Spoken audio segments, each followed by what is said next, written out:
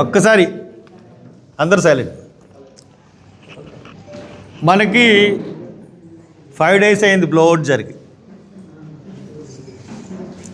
మెల్లిగా తగ్గుముఖం పడుతుందన్నారు, తగ్గుతుందన్నారు.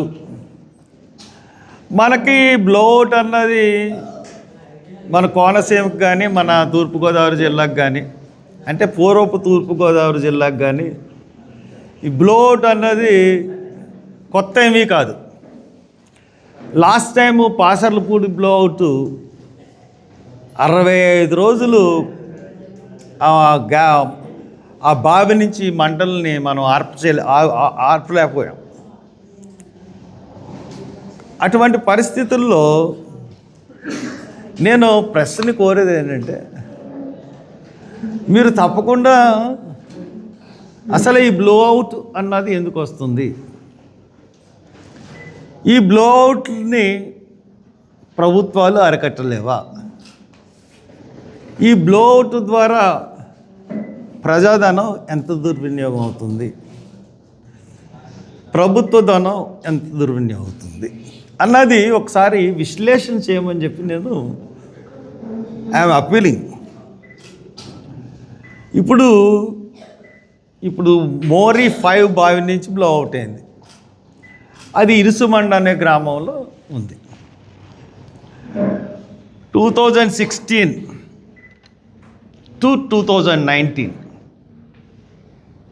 దీనికన్నా ముందు 2010, 11, 13, 14 ఈ ప్రాంతాల్లో ONGC ఒక పాలసీ తీసుకొచ్చింది. ఏమని పాలసీ తీసుకొచ్చిందంటే, ఆఫ్టర్ పాసర్లపూడి బ్లోఅవుట్ మనకి కొన్ని బావుల్ని సిక్ బావుల కింద గుర్తించింది. What is the meaning of the sick well? Sick well అంటే ఆ బావిలోంచి అధిక పీడనంలో గ్యాస్ ఉత్పత్తి లేకపోవడం వల్ల ఆ బావిని తాత్కాలికంగా మూసేసి దాన్ని సిక్ బావి, సిక్ వెల్ అని చెప్పి పేరు పెట్టారు. అంటే ఆ సిక్ వెల్లో గ్యాస్ అనేది చాలా అతి తక్కువగా ఉంటుంది. దానికి ఏం జరిగింది, చాలామంది కొన్ని బావుల్ని, ఈ సిక్ బావులు అనుకున్న వాటిలన్నింటినీ కూడా గుర్తించి టెండర్స్ పిలిచి ఎవరికి కావాలంటే వాళ్ళకి ఇచ్చేసారు. కొంతమంది ఆ సిక్ బావుల్ని తీసుకున్నారు, దాంట్లో ఉన్న గ్యాస్ ద్వారా కొంత సిలిండర్లని నింపుకోవడం, కొంత వేరే చోటకి తరలించడం, వాహనాలకి ఇవ్వడం, సంథింగ్ ఏదో చిన్న చిన్న వ్యాపారాలు చేసుకున్నారు. దాంట్లో మేజర్గా ఆ సిక్ బావుల్ని రిలయన్స్లో ఉంటున్నటువంటి మాధవ్ అన్న ఆయన incharge of Reliance industries Gadimoga point, ఆ గాడిమగ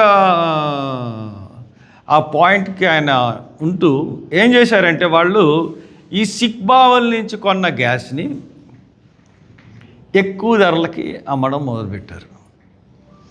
ఎందుకు ఎక్కువ ధరలకి అమ్మారంటే, చాలా సెన్సిటివ్ పాయింట్ ఇది.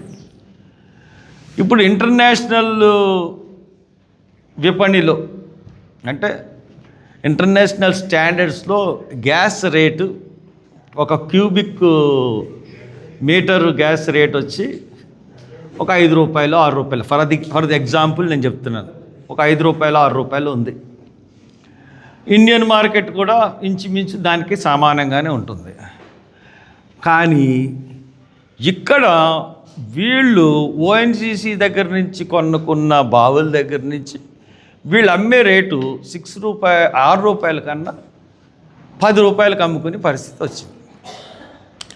అప్పుడు ఇంటర్నేషనల్ దాంట్లో మనకేం జరిగిందంటే, ఇంటర్నేషనల్ స్టాండర్డ్స్లో ఉన్న రేటు ప్రకారం, ఇండియన్ స్టాండర్డ్స్లో ఉన్న గ్యాస్ రేటు ప్రకారం రిలయన్స్ గ్యాస్ కూడా ఇవ్వాలి.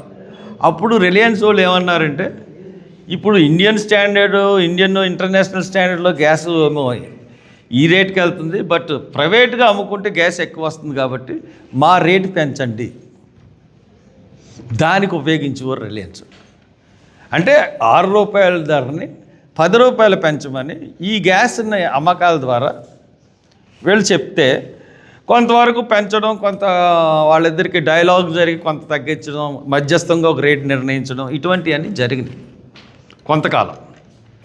అది అయిపోయిన తర్వాత మళ్ళీ 2016 నుంచి 2019 వరకు మళ్ళీ 10 సిక్ బావుల్ని ఐడెంటిఫై చేసింది ఓఎన్జీసీ. వేసి 2016 నుంచి 2019 మధ్యలో ఒకళ్ళో ఇద్దరు రాజమండ్రి అసెట్ మేనేజర్ కింద పనిచేశారు. ఒక ఆయన తెలుగు ఆయన కూడా ఉన్నారు. ఇప్పుడు వీళ్ళు చేసినప్పుడు ఏం చేశారంటే మళ్ళీ ఈ యొక్క బావిల యొక్క సామర్థ్యం ఎంత ఉంది అనుకుంటే, ఇప్పుడు ఏదైతే బ్లాస్ట్ అయిందో ఈ బావి సామర్థ్యం, ఈ బావిలో ఉన్న గ్యాస్ ఎంత ఉందంటే 2000 మెట్రిక్ టన్నుల గ్యాస్ ఉంది.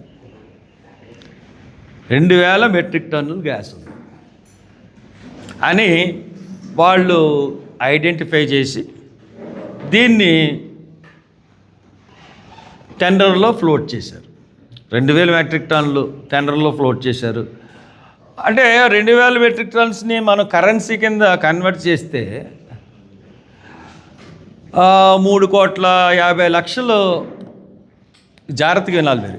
3,50,00,000 ఉంటుంది ఆ గ్యాస్ ఖరీదు. కానీ మొన్న బ్లోఅవుట్లో దాని యొక్క పీడనం తెలీదు, అది ఎంత ప్రెషర్తో బయటకు వస్తుందో తెలియదు, ఎంత లోన గ్యాస్ నిల్వ ఉందో తెలియదు. బట్ ఎవరికి తెలీదు? కింద స్థాయిలోని వర్కర్స్కి తెలియదు. కానీ ఓఎన్జీసీ అసెట్ మేనేజర్కి తెలుసు, కొనుక్కున్న వాళ్ళకి కూడా తెలుసు. కొనుక్కున్న వాళ్ళు ఎవరు? Deep industries. కానీ కింద స్థాయి వాళ్ళు ఆ వెల్ని ఓపెన్ చేద్దామని చెప్పేసి డ్రిల్లింగ్ చేస్తే అది హై ప్రెషర్లో బయటికి రావడం వల్ల గ్యాస్ మండుకుంది. 2000 మెట్రిక్ టన్నుల గ్యాస్ అన్న గ్యాస్ ఈ రోజుకి 3,00,000 మెట్రిక్ టన్నుల గ్యాస్ కాలింది. 2,000 మెట్రిక్ టన్నులు ఎక్కడ, 3,00,000 మెట్రిక్ టన్నులు ఎక్కడ? The first day 40,000 of gas, metric tons of gas అంటే 250 కోట్లు అన్నారు. ఇప్పుడు 3,00,000 అంటే మీరు ఇమాజిన్ చేయండి, దగ్గర 3-4 వేల కోట్లు గ్యాస్ కాలిపోయింది. అంటే ఇది it's a very big scam. 2,000 కిలోమీటర్ల మెట్రిక్ టన్స్ అని గుర్తించిన బావి నుంచి 3,00,000 మెట్రిక్ టన్ గ్యాస్ కాలిందంటే ఇట్స్ ఏ ఓఎన్జీసీ చేసిన పెద్ద స్కామ్ ఇది. దీన్ని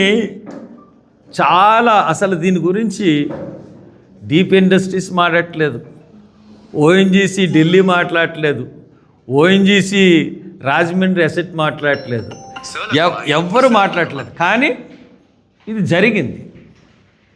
ఇఫ్ ఎట్ ఆల్ ఇది తప్పు, నేను చెప్తున్న తప్పు అంటే నన్ను అరెస్ట్ చేసి జైల్లో పెట్టండి. నువ్వు అనవసరమైన అబద్ధాలు చెప్తున్నావు హర్ష కుమార్. ఎందుకంటే నేను టెండర్ డాక్యుమెంట్ చూశాను. నేను మొన్న ఇప్పుడు తీసుకురాలేదు కానీ టెండర్ డాక్యుమెంట్ ఉంది. ఈ బావుతో పాటు 10 బావులు కలిపి ఈ డీప్ ఇండస్ట్రీస్ 1,404 కోట్లకి 10 బావులను పాడింది. అంటే ఈ ఒక్క బావి నుంచే మీకు ఎక్కడి దగ్గర 5-6 వేల కోట్లు డబ్బులు వచ్చేసి పరిస్థితి ఉంటే, అంటే ఓఎన్జీసీ అన్నది క్రమేపీ ప్రైవేటైజేషన్ చేస్తుందా? బావిలు తవ్వేసి ప్రైవేటు వాళ్ళకి ఇచ్చేసి వాళ్ళు నడుపుకోమని చెప్పి ప్రైవేటైజ్ చేసి ఓఎన్జీసీని క్రమేపీ నాశనం చేసేయడానికి ప్రభుత్వ రంగ సంస్థలన్నింటినీ బీజేపీ తుక్కు చేసేస్తుంది. దాంట్లో భాగంగానైనా మళ్ళీ ఓఎన్జీసీని ప్రైవేట్ పరం చేయడానికి ఈ ఎత్తుగడ ప్రభుత్వం వేసింది. లేదంటే ఆఫీసర్సు 2000ని నిర్ధారించిన గ్యాస్ 3 లక్షలు కాలిందంటే ఈ ఆఫీసర్లు తప్పు చేశారా? ఆ కంపెనీతో కుమ్మక్కయ్యి ఈ ఆఫీసర్లు తప్పు చేశారా? వీళ్ళకి ఎంత గ్యాస్ ఉందో తెలుసు కాబట్టి ముందుగా ఆ కంపెనీకి దాని యొక్క కెపాసిటీని ఇచ్చి చేశారా? This is the big question. ఇది మనందరి బాధ్యత. ప్రతి ఒక్క విలేకరి కూడా దీన్ని ప్రశ్నించాలి. ఇది ప్రజాడం. ఎందువల్లంటే మనకి గ్యాస్ నుంచి మన సెంట్రల్ ఓఎన్జీసీ నుంచి గ్యాస్ మన సెంట్రల్కి వెళ్తే ఆన్షోర్లో ఉన్న గ్యాస్ అంతా మన సెంట్రల్కి కొనుక్కుంటే మనకి రాయల్టీ వస్తుంది. రాయల్టీ ద్వారా మన స్టేట్ గవర్నమెంట్కి ఆదాయం వస్తుంది. అసలు మన స్టేట్ గవర్నమెంట్కి ఆదాయమే లేకపోతూ ఉంటుంటే దీనివల్ల ఇంకా నష్టం జరుగుతూ ఉంటుంది కదా. అంతేకాకుండా ఇక్కడికి వచ్చిన లాభాల్లో మనకి 2% కార్పొరేట్ సోషల్ రెస్పాన్సిబిలిటీ కింద నేను నా హయాంలో 24 crores పర్ ఇయర్ ఖర్చు పెట్టించాను. ఇప్పుడు అది కూడా ఖర్చు పెట్టట్లేదు, corporate social responsibility. So that ఇది పెద్ద స్కామ్. కాబట్టి డెఫినెట్గా మిమ్మల్ని అందరినీ నేను కోరేది ఏంటంటే దీన్ని క్వశ్చన్ చేయండి. క్వశ్చన్ చేసి దీంట్లో ఉన్న నిజాలను బయట పెట్టమనండి. If at all I am wrong, నేను తప్పింది అంత తప్పు అయితే నన్ను నా మీద తప్పు చెప్పి ప్రజల్ని వంచిస్తున్నాడని కేసు పెట్టండి. ప్రపంచంలో ఉన్న దేశాలన్నీ కూడా కేవలం కార్పొరేట్స్ నడిపిస్తున్నాయి అన్నది మన వెనిజులా మీద అటాక్ చేసిన ట్రంప్ ఇండైరెక్ట్గా నిరూపించారు. అంటే ఆయిల్ కంపెనీలు ట్రంప్ ఫండ్ ఇచ్చే ఎలక్షన్లో వాటి కోసం వెనిజులా కావచ్చు, గ్రీన్లాండ్, లేకపోతే ఇంకోటి ఆయన వాటి మీద పడతారు. సో ఏ పార్టీ అధికారంలో ఉన్నా, ఇప్పుడు కేంద్రంలో బీజేపీ ఉండొచ్చు, కాంగ్రెస్ ఉండొచ్చు, వీళ్ళకి ఫండింగ్ ఇచ్చేది అదాని అంబానీ కదా. వాళ్ళ ప్రయోజనాలకు ఇచ్చే పనిచేస్తారు. ప్రపంచం అంతా అలా ఉంటుంది. ఇది ఎలా చూడాలి అంటే ఇప్పుడు మనకి కార్పొరేట్ దగ్గర గుమాస్తారు. అంటే నేను అనేది ఏంటంటే ఏ గవర్నమెంట్ అయినా కానీ సమ్ రూల్స్ అండ్ రెగ్యులేషన్స్ అన్నీ ఉంటాయి. ఇక్కడ నేను చెప్తున్న పాయింట్ ఏంటంటే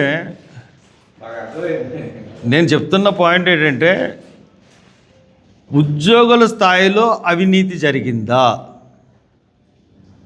2000 గ్యాసులని చూపించి 3 లక్షల గ్యాస్ని అయిందా అన్న పాయింట్ ఒకటి. If at all government privatise చేయాలని అనుకుంటుందా? ఇఫ్ ఎట్ ఆల్ ప్రైవేటైజ్ చేయాలనుకుంటే అనౌన్స్ చేసి ప్రైవేటైజ్ చేయమన్నట్టు. గవర్నమెంట్ కాదనేది ఎవరుంటారు?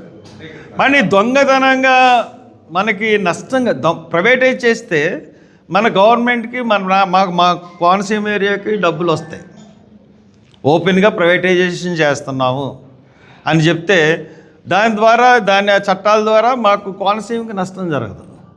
అట్లా కాకుండా ఇట్లా కాకుండా ఇలా చేయడం వల్ల అక్కడ కోనసీమ ఇప్పుడు ఎవరికి బ్లోఅవుట్ వల్ల బాధ అండి? ఇప్పుడు అక్కడ ఇరుసుమండ గ్రామంలో బ్లోఅవుట్ అయింది. చుట్టుపక్కల 5 కిలోమీటర్ల వరకు గ్రామస్తులందరినీ ఖాళీ చేయించారు. 3 రోజుల వరకు వాళ్ళని పునరావాస కేంద్రాల్లో ఉంచారు. వాళ్ళకి ఎప్పుడు అక్కడికి వెళ్తే ఎంత హోరండి, మనిషి మాట్లాడుకునే మాటలు వినపడినాయా? అటువంటి పరిస్థితుల్లో మనం ఈ బ్లోఅవుట్లేమో బాధ అనుభవించేదంతా మన జిల్లా ప్రజలు. మొన్నటిదాకా మన జిల్లాయే కదా కోనసీమ కూడా. డాక్టర్ అంబేద్కర్ కోనసీమ జిల్లా కూడా మన తూర్పుగోదావరి జిల్లాలోనే కదా ఉండేది. మనం అనుభవించాం. ఇప్పుడు ఏదైనా సెస్మిక్ వాల్యుయేషన్స్ జరుగుతున్నప్పుడు ఇళ్ళన్నీ బేట్లో అయిపోతాయి. తర్వాత నదీ జలాలు, చేపలన్నీ ఆఫ్షోర్ వల్ల చేపలు కూడా ఈవెన్ పులస చేప ఈ సంవత్సరం రానేలేదు. Only because of ONGC and GAIL operations. పులస చేప అన్నది రాలేదు ఈ సంవత్సరం ధవళేశ్వరం అండ్ దీనికి. ఒక్క చేప కూడా రాలేదు నాకు తెలుసు. మరి ఇంకా ఏంటిది? పర్యావరణం మనకి నాశనం అయిపోతుంది. ఏంటి మనం ఇంత లాస్ అయినా ఆ లాభాలు చేస్తూ ఉన్నా వాళ్ళని ఎందుకు మనం ఉపేక్షించాలి? కాబట్టి నా ప్రపోజల్ ఏంటంటే 1 ఇంచు గ్యాస్ కూడా ప్రతి గ్యాసు మన జిల్లాకి ఖర్చు పెట్టాలి, మా తర్వాత మన స్టేట్కి ఖర్చు పెట్టాలి, ఆ మిగిలిందే బయటికి వెళ్ళాలి. ఈ స్లోగన్ కానీ మనం అందుకున్నట్లయితే డెఫినెట్గా ఇది అన్నిటికీ ఒక సమస్య, మనం బాధపడుతున్న దానికి మనకి రిలీఫ్ ఉంటుంది డెఫినెట్గా.